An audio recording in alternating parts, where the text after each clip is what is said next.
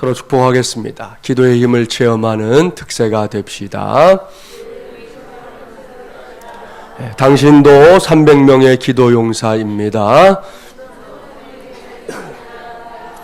할렐루야. 오늘은 제 10차 특세 10번째 시간입니다. 오늘은 루색에서 한 수 배우는 기도라는 제목으로 하나님의 말씀을 전하도록 하겠습니다.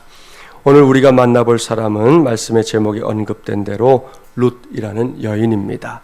룻이 살던 시대가 어떤 시대인지 아시죠? 어제 말씀을 나눴던 이 기드온이 살던 시대인 이 사사시대와 이 동시대입니다. 사사시대의 특징을 꼽으라 하면 혼돈과 무질서라고 할 수 있는데요. 룻이 살던 시대가 바로 그랬습니다. 이렇게 복잡다단한 시대에 하나님께서 룻이라는 여인을 들어서 써주신 것인데요. 10차 특세 10번째 시간인 오늘은 바로 그 룻에게서 기도와 관련해서 한 수를 배워보려고 합니다. 오늘 주신 말씀이 나오기 전까지의 상황 잠깐 말씀드릴까요? 훗날 예수님께서 태어나실 베들레헴을 아시죠? 그 베들레헴 출신인 엘리멜렉과 나오미 부부가 흉년을 피해서 이제 모압 지방으로 가서 살게 됩니다. 이주한 것이죠. 그곳에서 두 아들인 말론과 기련이 각각 오르바와 룻이라는 여인과 이제 결혼도 합니다. 그렇게 나름 행복한 나날이 이어졌는데요. 그러다가 이제 아버지인 엘리멜렉이 먼저 죽고요. 말론과 기련까지 세상을 떠나게 됩니다. 험한 세상에 덩그러니 남게 된 세 여인은 이제 서로 의지하며 살아가게 되었던 것이죠.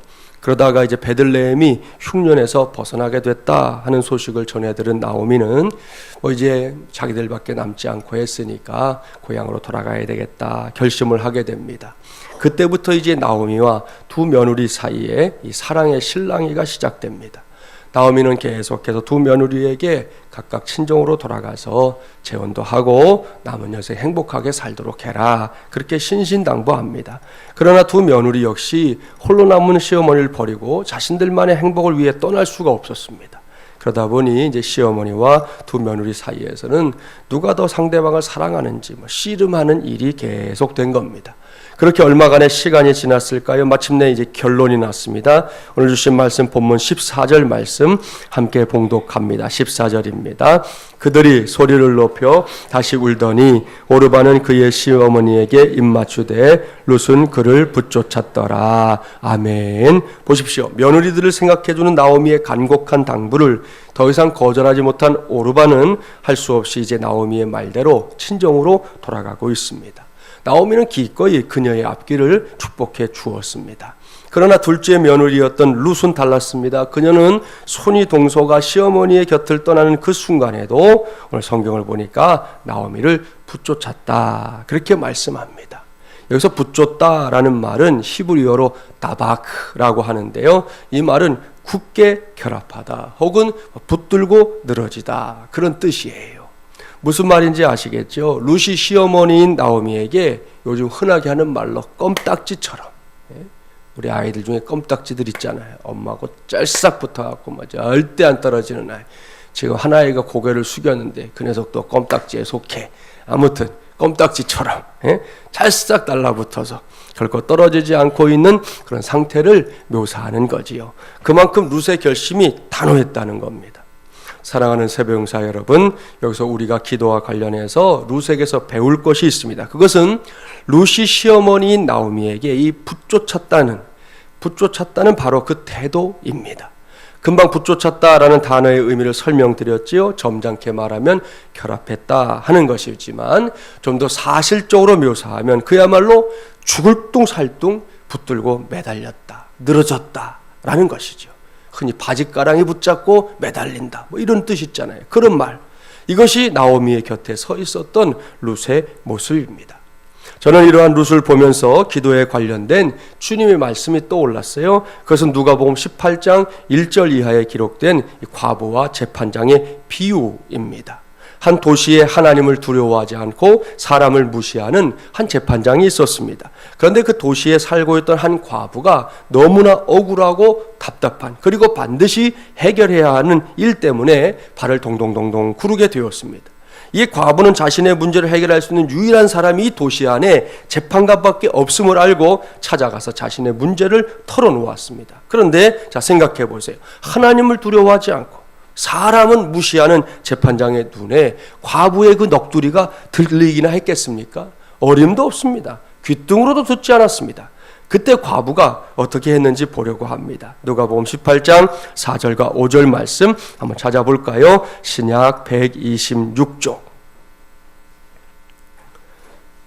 누가복음 18장 4절 5절 본문은 책갈피 해놓으시고 잠깐 다녀옵니다. 126쪽 우리 함께 봉독해 볼까요? 그가 얼마 동안 듣지 아니하다가 후에 속으로 생각하되 내가 하나님을 두려워하지 않고 사람을 무시하나 이 과부가 나를 번거롭게 하니 내가 그 원한을 풀어주리라. 그렇지 않으면 늘 와서 나를 괴롭게 하리라 하였느니라. 아멘. 할렐루야. 사랑하는 세배용사 여러분, 여기에 다바크가 뭔지 해석해주는 좋은 단어가 등장합니다. 그것은 번거롭게 한다라는 거예요. 이 말은 우리말의 이 어감처럼 단지 성가시게 한다, 귀찮게 한다, 그런 정도가 아니에요. 헬라어 성경에 사용되는 이 코포스라고 하는 단어는 뭐냐? 내가 당장 해야 할 일이 있어요. 내가 뭔가 맡고 있는 일 때문에 직업에 있어서이든 가정에 있어서 뭔가 해야 될 일이 있는데 그 일들을 할 수 없을 만큼 심각하게 타격을 입히는 것을 말하는 겁니다. 조금 귀찮게 하는 거, 이런 게 아니라는 거예요. 아무것도 못하게 아주 타격을 입히는 거예요. 이것이 번거롭게 한다, 코포스라는 단어의 뜻입니다. 그러니까 이 과부가 재판장에게 어떻게 했는지 우리가 짐작해 볼 수 있잖아요. 한마디로 말하면 수시로 재판장을 찾아간 겁니다. 물론 재판장은 여전히 관심이 없어요. 마냥 귀찮아합니다. 됐다는 겁니다. 일 없다는 겁니다. 그런데 또 찾아갑니다. 도와달라고, 억울하다고, 재판장님 밖에는 이 일을 해결할 수 있는 사람이 없다고 끊임없이 끈덕지게 수시로 조속간으로 찾아가고 또 찾아갔던 겁니다. 이렇게 되니 재판장이 그야말로 두 손 두 발 다 들게 된 거예요. 결국 재판장이 나서서 과부의 문제를 풀어주겠다, 그렇게 결심하고 있습니다. 할렐루야. 사랑하는 여러분, 이 비유를 말씀하신 후에 예수님이 하신 말씀이 직접 기록되어 있잖아요. 불의한 재판장이 말한 것을 들으라. 하물며 하나님께서 그 밤낮 부르짖는 택하신 자들의 원한을 풀어주지 아니하시겠느냐? 그들에게 오래 참으시겠느냐? 내가 너희에게 이르노니 속히 그 원한을 풀어주시리라. 아멘. 저도 여러분도 오늘 이 새벽에 다시금 기도하러 나왔는데요. 우리 솔직해져 볼까요? 우리 이 정도로 기도해 봤습니까? 루처럼, 이 과부처럼 정말로 찰뚱살뚱 그렇게 매달려 봤습니까? 신세 타령이나 넋두리한 걸 말하는 게 아닙니다. 하나님, 저 이게 힘들어요, 그렇게 말하는 정도 말고요. 기도를 그렇게 해봤냐는 겁니다. 포기하지 않고 이제 못해, 그런 말 하기 전에 한 번 더 기도하고 그렇게 해봤냐는 것이죠. 그렇게 했는데도 응답받지 못한 것입니까? 아마도 아닐 거예요. 죄송하지만 저도 그렇고 여러분도 그렇고 부족했을 겁니다. 아닌 것 같지만 더 부르짖어야 했습니다. 더 찾고 더 매달려야 했습니다. 그렇습니다. 오늘은 물론이고 이번 특세를 통해 이 루색에서 배운 기도로 하나님을 붙조차 기도하는 저와 여러분이 되기를 바랍니다. 그래서 우리 모두가 응답의 주인공이 되기를 주님의 이름으로 축복합니다. 다시 본문으로 돌아갈까요? 나오미를 붙여준 룻의 결심이 어느 정도인지 충분히 짐작할 수 있는 말씀이 이어지고 있어요. 본문 16절 17절 함께 봉독해 보겠습니다. 16절과 17절입니다. 룻이 이르되 내게 어머니를 떠나며 어머니를 따르지 말고 돌아가라. 강권하지 마옵소서. 어머니께서 가시는 곳에 나도 가고 어머니께서 머무시는 곳에서 나도 머물겠나이다. 어머니의 백성이 나의 백성이 되고 어머니의 하나님이 나의 하나님이 되시리니 어머니께서 죽으시는 곳에서 나도 죽어 거기 묻힐 것이라. 만일 내가 죽는 일 외에 어머니를 떠나면 여호와께서 내게 벌을 내리시고 더 내리시기를 원하나이다 하는지라. 아멘. 그야말로 비장한 각오입니다. 나오미는 오르바가 떠난 뒤에 더 간곡하게 룻아, 너도 친정으로 돌아가라. 네 동서처럼 돌아가라. 그래야 내 마음이 편하겠다. 그렇게 말했지만 씨도 안 먹히는 거예요. 룻은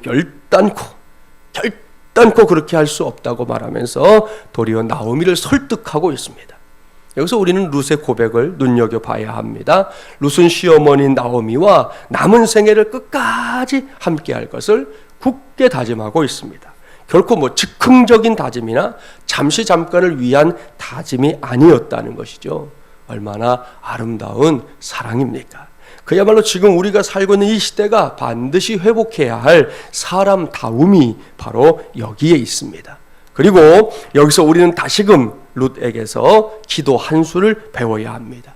그것이 무엇일까요? 그것은 하나님께 기도한다는 것이 그저 우리가 필요한 목록을 나열하는 것이 아니라는 거예요. 우리 기도할 때 가끔 기도하다가 착각하는 게 있거든요. 우리가 필요한 목록들을 쭉 해놓고 그것만 나열해 가는 게 그것이 기도가 아니라는 것이죠. 그것이 기도가 아니라 하나님과 내가 사랑한다는 사실에 기초하는 영적인 행위, 그것이 기도예요. 이것을 잊지 말아야 합니다. 그렇습니다. 종종 기도하면 마치 우리가 하나님께 뭔가를 받을 것이 있는 것처럼 생각하는 경우들이 왕왕 있습니다. 그래서인지 몰라도 이번 주일에 말씀드린 대로 내가 구한 것을 받으면 좋아라 하지만 미처 받지 못하거나 다른 모양의 것이 주어지면 실망하거나 속상해서 어쩔 줄 모르는 경우들이 많습니다. 이것은 기도 생활을 하기는 하는데 기도 생활이 뭔지 정확하게 모르는 데서 비롯되는 결과들이에요. 다시 말씀드릴 테니 저도 여러분도 꼭 기억하십시오. 우리의 기도 생활의 이 근간, 뿌리, 기초는 다른 것이 아니에요. 하나님과 나 사이에 맺어져 있는 사랑의 관계인 줄 믿습니다. 그것이 우리 기도의 뿌리예요. 하나님과 내가 사랑하고 있는 것, 그것이 우리가 기도할 수 있는 근간이라는 말씀이에요. 그것을 제대로 인식할 때 말 그대로 기도하게 되는 것이고요. 거기에서 응답의 역사가 일어나는 것입니다. 이것이 무엇을 말해주는 것인지 제가 이야기를 하나 해드리도록 하겠습니다. 요즘 사람들, 최근 사람들 사이에서 이렇게 회자되고 있는 어느 며느리가 시부모님에게 보낸 편지와 그에 답하는 시어머니의 편지 내용인데요. 먼저 며느리가 보낸 편지를 읽어드리겠습니다. 아버님, 어머님 보세요. 우리는 당신들의 기쁨조가 아닙니다. 시작부터 심상치가 않죠. 나이 들면 외로워야 맞죠. 그리고 그 외로움을 견딜 줄 아는 사람이 성숙한 사람이고요. 자식, 손자, 며느리에게서 인생의 위안이나 기쁨이나 안전을 구하지 마시고 외로움은 친구들이랑 달래시거나 취미 생활로 달래세요. 죽을 땐 누구나 혼자입니다. 그 나이엔 외로움을 품을 줄 아는 사람이 사람다운 사람이고 나이 들어서 젊은이같이 살려 하는 게 어리석은 겁니다. 마음만은 청춘이고 어쩌고 이런 어리석은 말씀 좀 하지 마세요. 괘씸하게 그지없어요. 나이 들어서 마음이 청춘이면 주책 바가지인 겁니다. 늙으면 말도 조심하고 정신이 쇠퇴해 판단력도 줄어드니 남의 일에 훈수 두는 것도 삼가야 하고 세상이 바뀌니 내가 가진 지식으로 남보다 특히 젊은 사람보다 많이 알고 대접받아야 한다는 편견도 버려야 합니다. 나이 든다는 건 나이라는 권력이 생기는 게 아니라 자기 삶이 소멸해 간다는 걸 깨닫고 혼자 조용히 물러나는 법을 배우는 과정임을 알아야 합니다. 그리고 전화를 몇 개월에 한 번을 하든 1년에 한 번을 하든 아니면 영영 하지 않아도 그것이 뭐가 그리 중요하세요? 그것 가지고 애들 아빠 그만 괴롭히세요. 애들은 배우지 마세요. 얘들이 있는데 마지막으로 이번 설날에 승훈이랑 병훈이 데리고 몰디브로 여행 가니까 내려가지 못해요. 그렇게 하시고 10만 원 어머니 통장으로 입금해 놓았으니 찾아 쓰세요. 기가 막히죠? 가만 보니까 열받은 분들도 여기저기 보여요. 근데 잠깐 기다리세요. 아직 끝나지 않았어요. 시어머니의 답장을 읽어드릴게요. 고맙다 며느리야. 형편도 어려울 텐데 이렇게 큰돈 10만 원씩이나 보내주고 이번 설에 내려오면 선산 판 거 90억 하고 요 앞에 도로 난다고 토지 보상 받은 거 60억 합해서 3남매에게 나누어 줄랬는데 바쁘면 할 수 없지 뭐 어쩌겠냐. 둘째하고 막내딸에게 반반씩 갈라주고 말란다. 내가 살면 얼마나 더 살겠니? 여행이나 더 잘 다녀와라. 재산은 이 애미가 모시마 땡. 참 기가 막혀요. 요즘 우리가 사는 세상을 이야기하는 내용들인데, 사랑하는 새벽용사 여러분, 오늘 우리가 보고 있는 룻기 말씀과 이 편지를 비교해 보면 그것은 하늘과 땅 차이지요. 무엇이 문제입니까? 상대방에 대한 이 마음의 문제잖아요. 나오미와 룻은 그야말로 뜨겁게 서로를 사랑했습니다. 그러다 보니 눈앞에 당면에 있는 수많은 문제들, 문제가 없는 게 아니죠. 앞으로 나오미하고 룻이 둘이서 함께 살아갈 세상이라는 게 참 답답한 세상, 힘겨운 세상, 문제가 산적해 있는 세상이죠. 문제가 없는 게 수많은 문제가 있지만 서로 사랑하니까 그 문제가 더 이상 문제로 보이질 않았다는 거지요. 그것들은 서로 힘을 합쳐서 해결해야 할 것에 불과할 뿐이었습니다. 그러나 편지에 소개된 두 사람은 그렇지가 않아요. 이 두 사람에게는 사랑은커녕 고부간에 있어야 할 기본적인 예의조차 찾아볼 수 없습니다. 그저 형식적인 관계, 불러야 하니까 어머니, 불러야 하니까 얘야 부르는 것뿐이지 형식적인 관계만 남아 있는 겁니다. 이러한 사실에 근거해서 오늘 이 새벽에 기도하기 위해 이 자리까지 달려온 저와 여러분, 우리 자신의 마음을 잘 살펴보십시오. 믿음의 눈으로 살펴보십시오. 그런 다음에 제가 물을 테니까 여러분 확실히 대답해 보세요. 사랑하는 새벽용사 여러분, 하나님을 사랑하십니까? 진심으로 온 마음을 다해 사랑하십니까? 오늘은 그 마음을 모아서 하나님을 향해 기도하기 바랍니다. 여러분도 이미 알고 있을 겁니다. 누구든지 사랑하면 상대방의 마음을 헤아리게 되어 있습니다. 나오미가 룻에게 하듯, 룻이 나오미에게 하듯 말입니다. 오늘은 우리가 해봅시다. 하나님을 사랑하기에 그 사랑하는 마음으로 하나님의 뜻을 살피며 간절하게 기도해 봅시다. 그렇게 기도하는 이들에게 하나님께서 일찌감치 약속해 놓은 것이 있어요. 우리가 잘 아는 로마서 8장 28절 말씀. 우리가 알거니와 하나님을 사랑하는 자, 곧 그의 뜻대로 부르심을 입은 자들에게는 모든 것이 합력하여 선을 이루느니라. 아멘. 할렐루야. 오늘 이 새벽 우리의 기도가 이 말씀을 체험하는 기도가 되기를 바랍니다. 그저 그렇게가 아니라 하나님 아버지를 사랑하는 마음으로 하나님을 향해 올려드리는 모든 기도가 되기를 바랍니다. 그래야 할 때 우리의 기도를 들으신 하나님께서 우리의 모든 것, 그러니까 형편, 처지, 상황, 여건, 문제, 고민, 갈등, 아픔, 고통, 질병에 이르기까지 모든 것을 합력하여 선을 이루는 것으로 응답하실 줄 믿습니다. 말씀을 마무리합니다. 오늘 저는 여러분과 함께 룻에게서 기도 한 수를 배웠습니다. 두 가지를 꼭 기억하십시오. 먼저 하나님을 붙잡는 기도, 다바크의 기도를 배웁시다.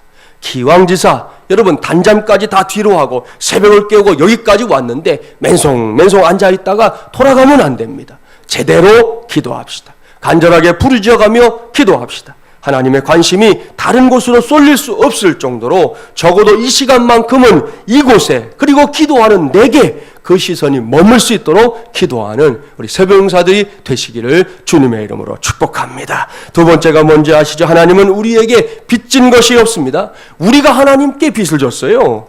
그런데도 그저 우리의 필요를 위해 기도하는 것만 선택하는 것은 안 된다는 거예요. 하나님을 사랑하기에 기도할 수 있는 저와 여러분이 되기를 바랍니다.